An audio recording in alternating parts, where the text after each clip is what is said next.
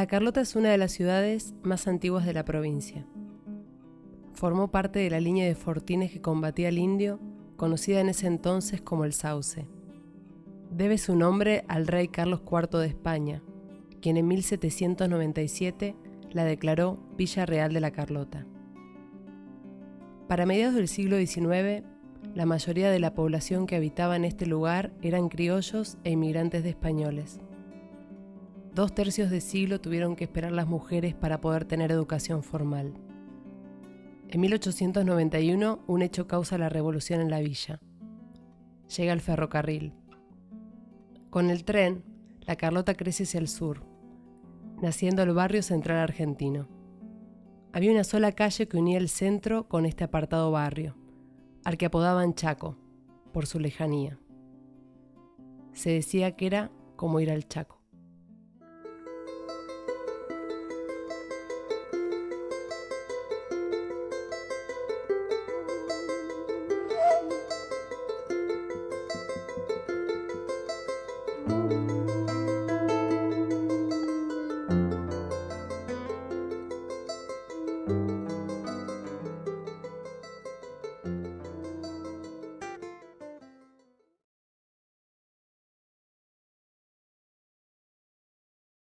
María Teresa nace en un pueblo pequeño, en aquella época, que ya se llamaba Holberg, muy cerca de Río Cuarto, donde su papá era, digamos, el encargado de armas del ejército y, lógicamente, su madre, de principios totalmente religiosos, inculca en ella estos sentimientos. Y los primeros estudios ella los hace en Río Cuarto, donde después, a continuación del colegio primario, hace el secundario en el colegio normal, cuyo director era don Dermidio Obregón Cano, y donde se recibe de maestra, y donde también conoce a mi padre.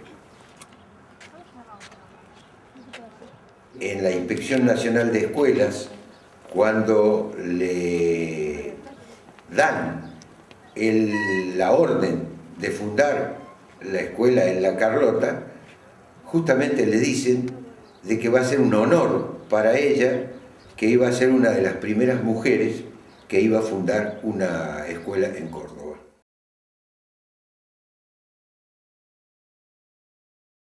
En esa casa, a la mitad de la cuadra, ubicada a la mitad de la cuadra, se inició la escuela que fundó la señora Teresa María Bedoni de Pereira Esquivel. Ella vivía y tenía la escuela ahí.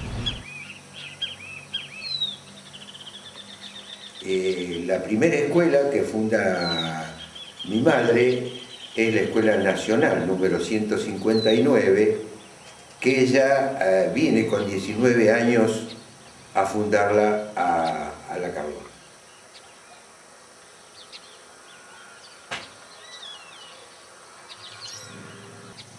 Ahora donde está la entrada a la panadería de Alemán, de ahí, esa era la entrada. Después seguía el primer grado. Después seguía el primer grado que lo atendía la señora Bedoni. El segundo grado que lo atendía doña Carmen Carranza. Después estaba el tercer grado, lo atendía don Roberto. Y después del otro lado estaba la casa de los escritorios, después estaba la vivienda de los maestros, después estaba el cuarto grado, que era grande, después estaba el taller, y después estaban los baños. Y allá atrás, al lado derecho de los baños, estaba el garaje. Doña Paulina, que era la verdulera, que estaba al frente, fue la que le prestó los primeros cajones, que fueron los primeros bancos que usaron los chicos para sentarse y para poder acceder a la enseñanza que mi madre les impartía. Evidentemente era una cosa muy pobre, muy poco ambiciosa en aquel momento, y realmente creo que el trabajo que hizo mi madre fue un trabajo totalmente apoteósico, si consideramos que era una chica que tenía recién 19 años y que recién había salido del colegio normal de Río Cuarto, donde las condiciones a las cuales ella había tenido acceso eran totalmente distintas a todo esto.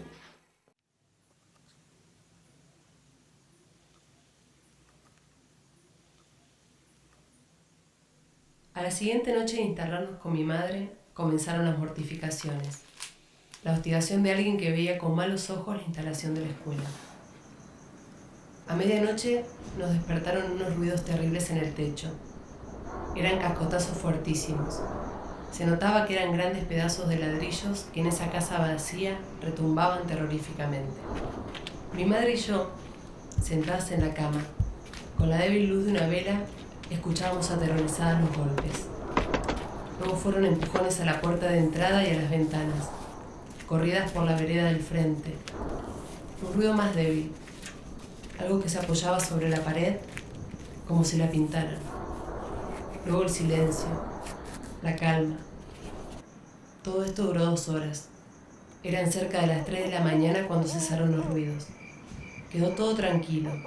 Nos acostamos, pero el sueño no podía llegar. La impresión había sido demasiado fuerte. A la mañana siguiente preparé como todos los días mi escuelita para recibir a mis niños. Al llegar, un grupo que venían por el camino de Mr. Ross trajeron la noticia que al costado oeste de la casa había un letrero con unas grandes letras. Allí estaba la causa de la terrible noche que habíamos pasado. Alguien que estaba disconforme con la instalación de la escuela trataba de dirigir sus manifestaciones de protesta en esa forma.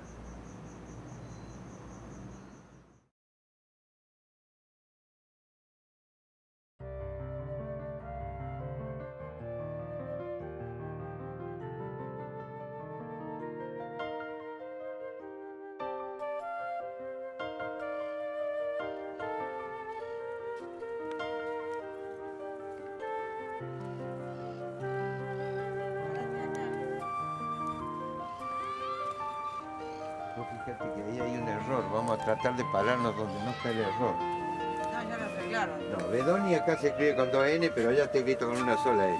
Sí, porque acá lo habían puesto con una sola. ¿También?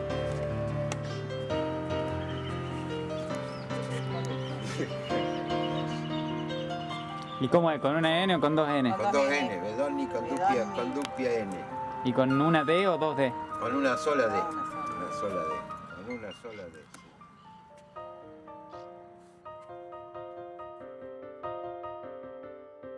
Sí. Que una de las cosas que me sorprendió que el colegio era mixto.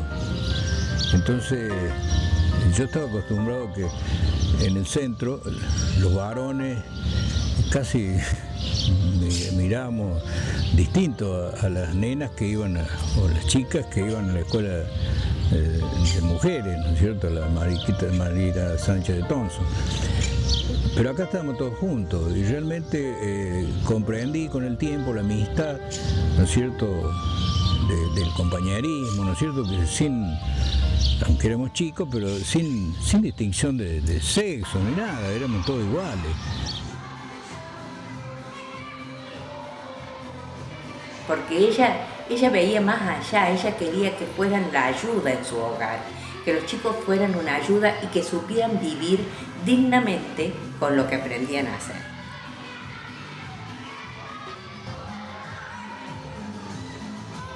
En aquella época, digamos, los hombres hacíamos unas cosas y las mujeres hacían otras cosas. Mi madre fue la primera que nos hizo hacer cosas juntos. Un ejemplo. Ella nos hizo fabricar telares. Y los telares los fabricábamos los muchachos. Y después, cuando había que tejer sobre esos telares eran manejados por las chicas para tejer. Luego mi madre invirtió los roles, les hizo hacer los telares a las mujeres y a nosotros nos hizo hacer fajitas, nos hizo hacer corbatas, nos hizo hacer un montón de cosas que realmente no nos sentimos mal por haberlo hecho, sino que, digamos, diría yo que era una especie de avanzada para lo que hoy conocemos.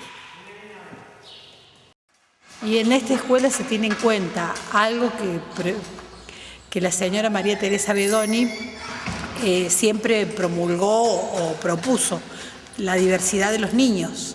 Siempre incluir a todos los niños y tenerlos en cuenta y tratar de educarlos en la medida de sus posibilidades. Tenía la virtud de ser un autodidacta. Sabía pirograbar, sabía tallar, sabía repujar, sabía pintar. Eran todas actividades que en la mayoría de los casos había perfeccionado por cuenta propia.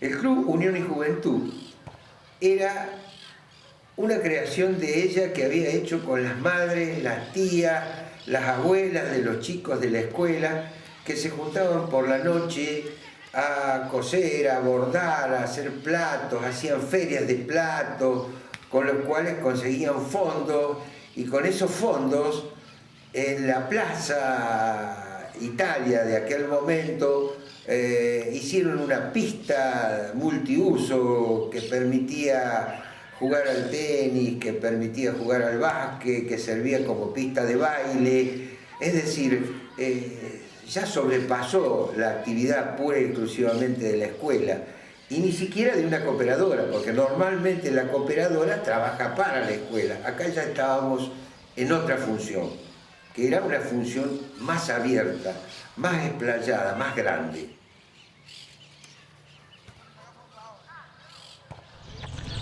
Siempre tengo buenos recuerdos. De manera que... Y bueno, acá estaba la canchita de fútbol, que estaba en este sentido, de este a oeste. Veo que ahora está cambiado. Había un aljibe, porque no había agua corriente acá.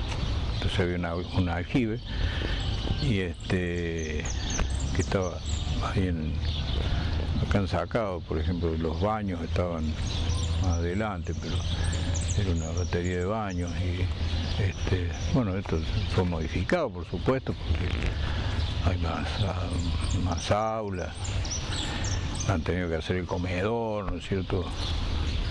Pero yo recuerdo del comedor que los chicos comían, los que comían aquí, comían en el patio, en el patio de la escuela, o si no, si llovinaba, ponían las mesas en la galería. Realmente fue una época muy linda de mi infancia. Y ahí en ese sector, detrás de las aulas, de esa parte de la escuela, era donde hacíamos la quinta, los niños jardineros. ¿Dónde? En esa parte, atrás de esa pared, esa parte donde están esos palos.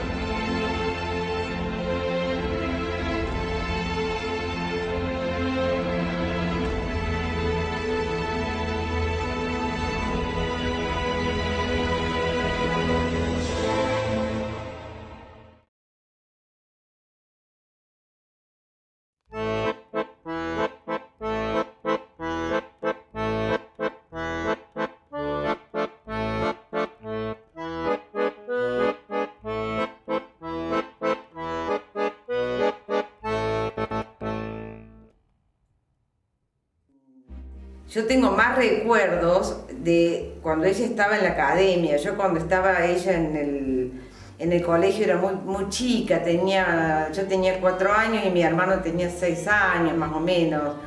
Y no me acuerdo mucho, pero en la academia sí, porque ella en el invierno le gustaba estar en la cama.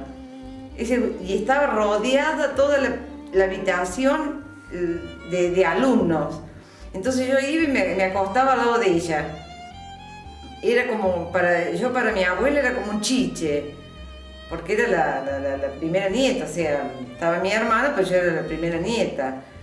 Y eso era, aparte en la academia, living, comedor, dormitorios, comedor diario, eran todas mesas con maestras y con alumnos, estaba lleno, eran todos alumnos que iban a particular para hacer los deberes.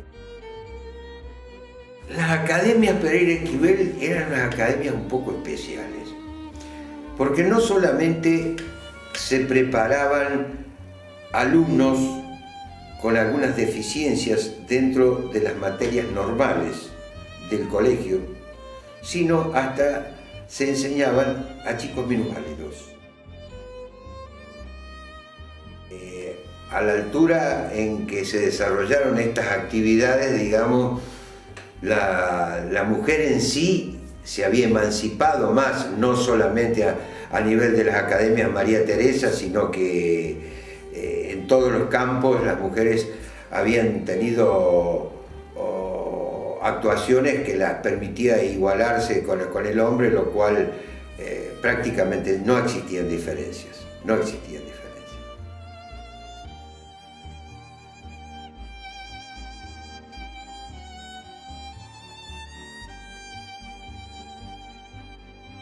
Enseñaba pintura, música, redacción, ella decía redacción, le encantaba redactar, era muy florida su redacción, muy dulce, muy poética.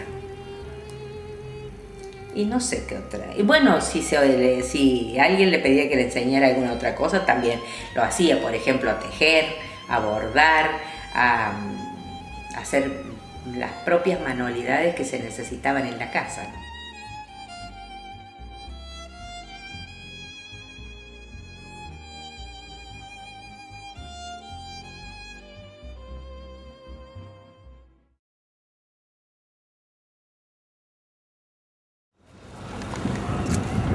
Todas las veces que vengo limpio la placa, este año no he limpiado la placa, no he hecho nada. La placa se la pusieron en el 73.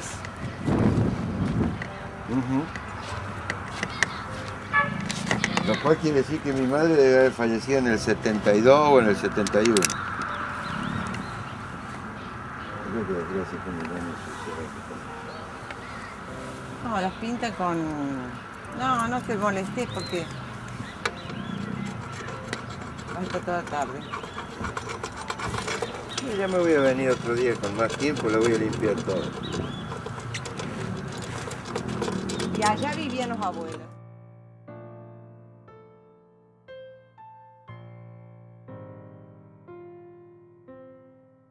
Era una mujer de gran carisma. Desde el primer día que yo la vi, entre las otras mujeres tenía una gran carisma. Era, en fin, se hacía notar por su generosidad, era muy dada, muy cariñosa con los niños. Si hay algo que se debe rescatar en mi madre era el amor que tenía por enseñar. Creo que esa es su esencia. Y con esa esencia creo que es con la que ha pasado a la posteridad.